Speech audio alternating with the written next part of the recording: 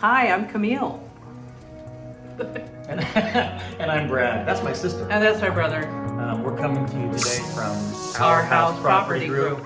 We wanted to talk about the Portland real estate market. It's pretty crazy right now in 2021, isn't it? It really is.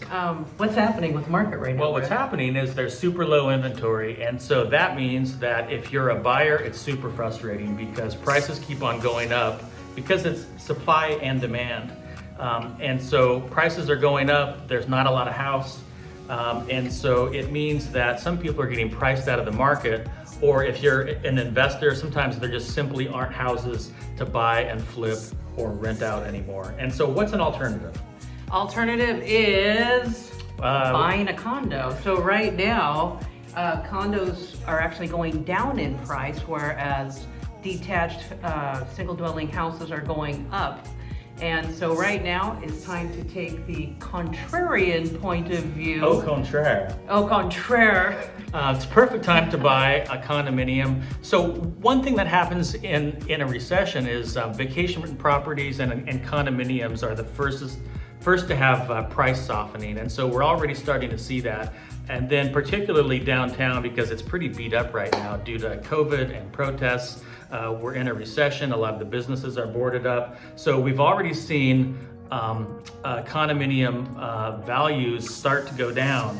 Now, someone might think it's a terrible place, a terrible time to buy. Why might one want to buy here right now?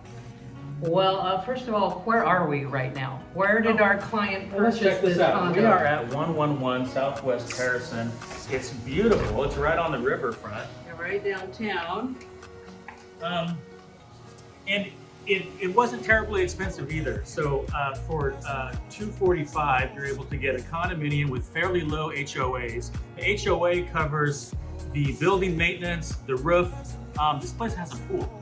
No way. Yeah, it certainly does. And so what they did is set it up as an Airbnb. Now, this is one of the few condominium projects in Portland that allows for rentals. So oftentimes in buildings, they have what's called a rental cap. And it means that there's a number of units or a certain percentage that are able to be rented out, but the rest have to be owner occupied. Not the case with this building. Okay, well, let's take a look and see how our client has set up the place. So how would you describe the decor here? The building was built in the mid-60s, about 1965, so they went mid-century on this. It's very clean, fairly inexpensive to furnish. You can get a lot of things from Wayfair or from IKEA. Look at this. We got the Miles Davis, we got the Mad Men style bar cart. Now, they did a small renovation, basically just sort of updated the bathroom and then furnished it.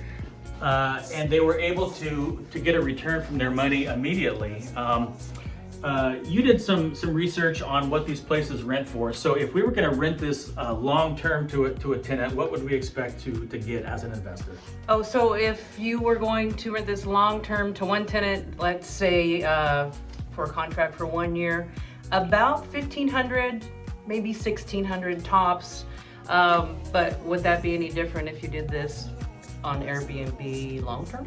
Absolutely. Well, they already have it up on Airbnb, and they're grossing a little over $3,000, which includes the service fees, and they are netting about $24.50 a month, which is about $1,000 more per month than if you would just rented it long-term to, let's say, a PSU student. So if you're looking for maximum return on investment, this is a very easy way to do it. It's a good entry into the Portland market.